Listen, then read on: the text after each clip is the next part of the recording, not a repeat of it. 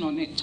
When the premix is sold, the profit margin of 47% is supposed to go to the premix landing committee.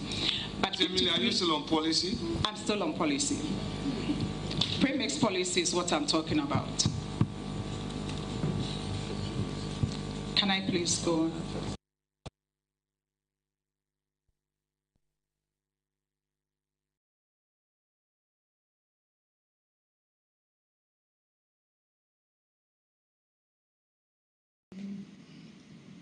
Go on.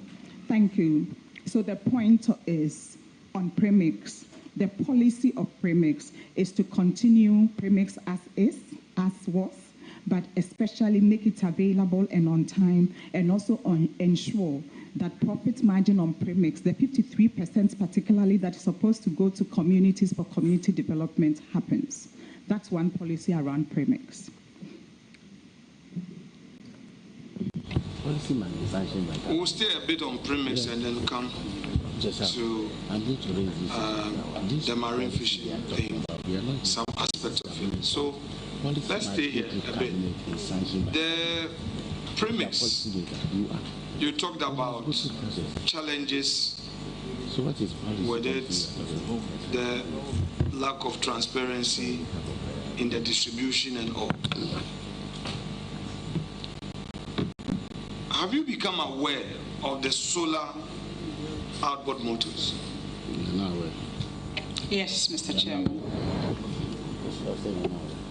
Would you agree with me that in view of the subsidy costs to government, the way to go is to promote the solar outboard motor? I may not agree with you in total because it's an area that I think we must explore further scientifically. Now, I understand the point you make about the subsidy on premix becoming expensive for government or a burden for government. But if we look at it, it's the other way.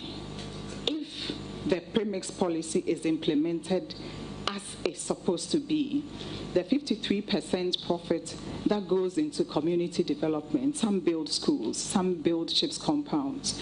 If the CHIPS compounds are not built, central government will have to build them anyway.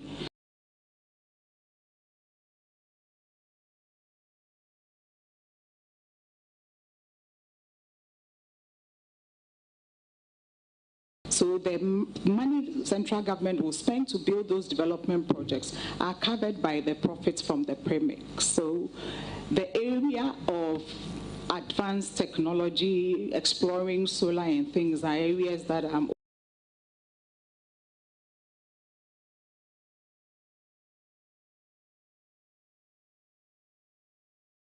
hoping to understand some more and see what is possible. Thank you. Honorable nominee, do you think that it is still sustainable to subsidize premix fuel in view of your government's policy of repealing taxes and levies and all? You know, there's a little bit of background. The repeal of these levies, these taxes at the ports, your government says that it's going to help importers. They are going to have a good day and they're expectant. The mainstream e-levy is going to go and all, which means that revenue coming in would go down. At the same time, you are going to subsidize premix fuel, and you're a bit hesitant on technology because you think that you have to hasten slowly and all. Do you think that this premix subsidy business is sustainable and that your fisher folks will have these on time? Yes, Mr. Chairman. Thank you. There came a time that this premix 4 had to be colored. They dropped some color in it so that people will not smuggle it. Were you aware at the time they were having this challenge? Yes, Mr. Chairman. Do you intend to repeat the same strategy to stop the smuggling? Mr. Chairman, when I get there, I will explore and find the best means of getting things done properly. Thank you very much.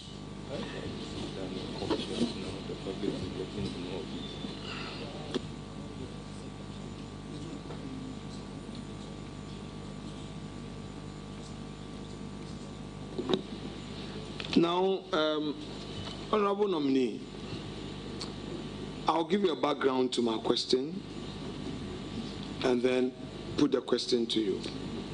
In 2015, the then Minister of Finance appeared before the Finance Committee, of which I was a member then,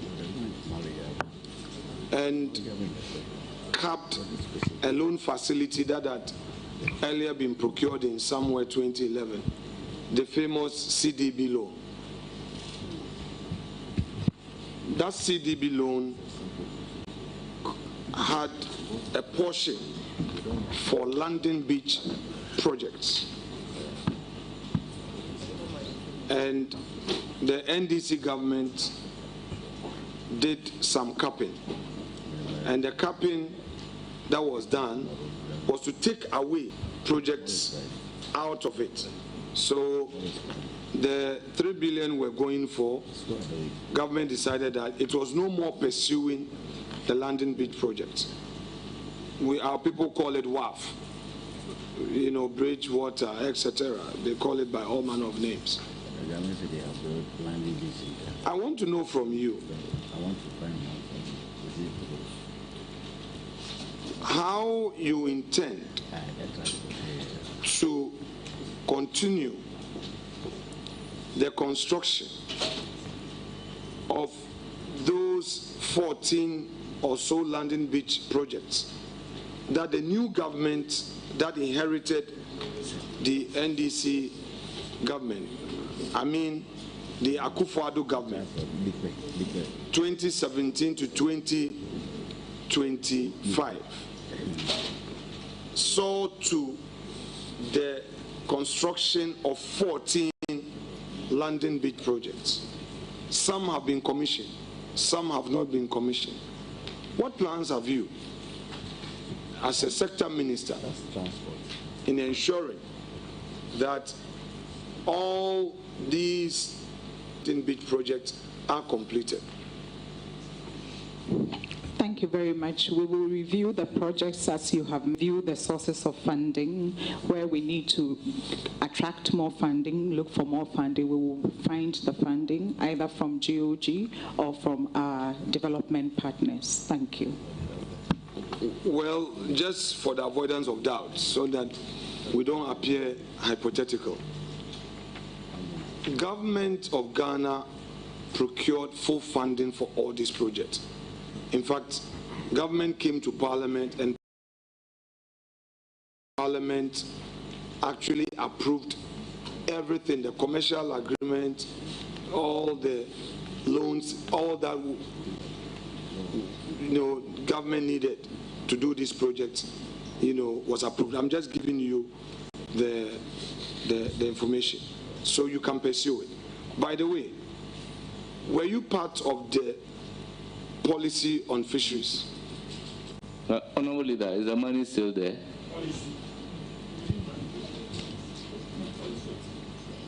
This issue of policy. The money, is it still there? We have to pass the cabinet. Honorable Chair, respectfully, my question was very clear. We must not have give and take at the head of the table. Government approved a loan. This was a structured facility.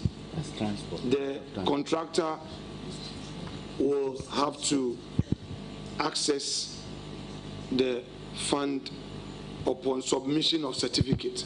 We all know in this country how construction payment is structured. You do get your certificate and you submit whichever stage you are paid. So it's not a matter of the money is there or not. There's a loan that we procured and same has been disbursed. So if she says that she would pursue it, that's fine. But I want to know from the honorable nominee on these landing beach projects. It was originally under Transport Ministry. It was originally under the Transport Ministry. There is a new government with its own policy initiatives. Would you be happy to pursue getting the facility and the supervision of these landing beach projects under your ministry? I think this would be a matter for cabinet discussion. Now, the NDC manifesto, the policy on fisheries, were you part of the enactment? No, I wasn't. I was a member of many other committees except that one. Thank you. So, by the way, do you have the manifesto with you? I do not have a copy, but I have what we said in the manifesto under fisheries here. Share with us. Okay. The specifics. Okay. So we said that we will collaborate with landing beach committees and leverage technologies to combat corruption in the distribution of the premixed fuel. We will establish a Blue Economy Commission to sustainably harness and regulate our marine and freshwater resources. Of the first point. The first point. Collaborate with landing beach committees, 350 of them, and leverage technologies to combat corruption in the distribution of the premixed fuel. That is a policy? Yes. Implement this. As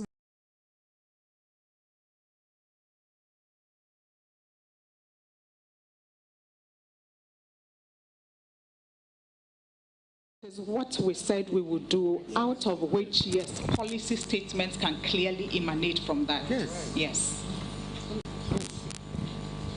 I'm telling you, reading verbatim to you, what, Mr. Chairman, what the NDC manifesto said we would do under fisheries and aquaculture.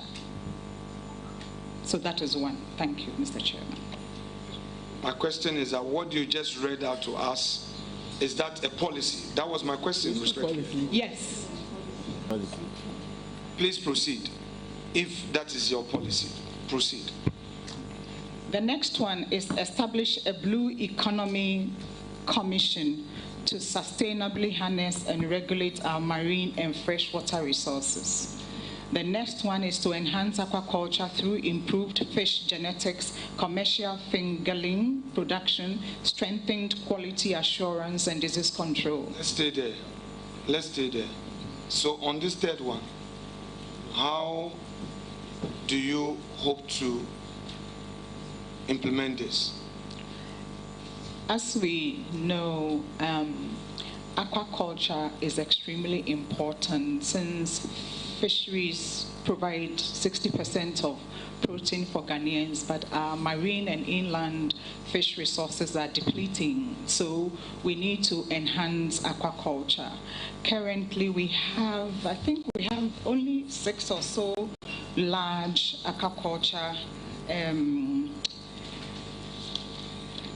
6 large-scale farms, 14 medium-scale, and a lot, 2,300 small-scale aquaculture farms. So one of the things that we intend to do is to support, attract, direct, facilitate funding for operators of aquaculture farms.